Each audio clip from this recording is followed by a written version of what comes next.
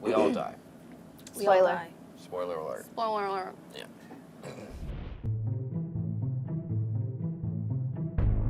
The Apocalypse Story, I read the 4 books on Amazon, and I read all those, and I really liked them. They're pretty dark. I read them before I read the script for the movie, so I didn't know what to expect.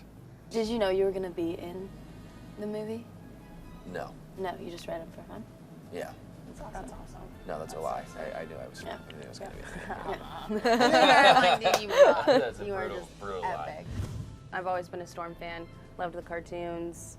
Really love Halle Berry. So. Who doesn't? Yeah. Right. I wasn't familiar with the Apocalypse Story at all, but I did read the comics, so that's something, right? Nailed that. That's something. That's something. The world's, was he first mutant? Yeah. Or Yes.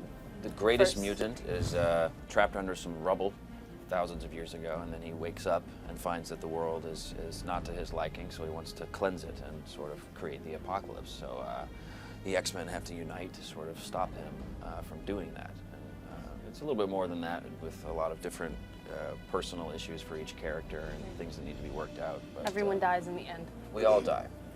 We all Spoiler. die. Spoiler alert. Spoiler alert. Yeah. I was really nervous about portraying Storm, but at the same time, I knew that it was an amazing opportunity, and it's really scary walking in some big shoes that Halle left for me, but I tried to rise to the occasion. I knock on wood, hope people really like it.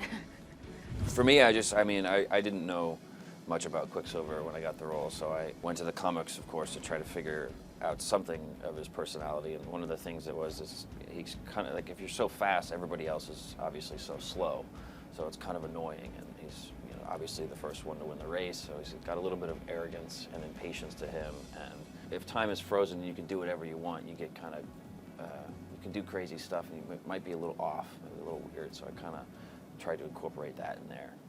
For Jubilee in this film, it kind of sets a base for if there were to be another film, and if they were to write her in, it would kind of be able to shoot off from there. You know, I am a little nervous because I know that people are so excited to see her in action because they've waited for a long time to do that. But I'm hoping that what I tried to bring to the table will like satisfy them enough, like an appetizer, if you will, like if there were to be another one.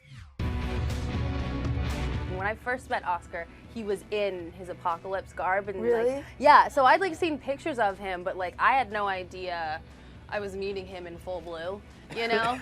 So I met him and I was like, "Hi, nice to meet you." And it was like him in Crocs, and I was just like, "Apocalypse in Crocs." By the way, I don't know if there's any like pictures of this, but it's I the wish. best image And his on the planet. cooling bag. And his cooling fanny which looks pack. like literally a colostomy bag is hanging out of Apocalypse. It's insane. Yeah. Oscar did such a really beautiful job of making you really want to sympathize for Apocalypse. You know, like if I went into a coma and then woke up 10 years later and the world had changed, you know, like my man had left me or, you know, whatever, like that's a really harsh reality to wake up to, and you can go one of two ways. You can embrace it or you can try and destroy it.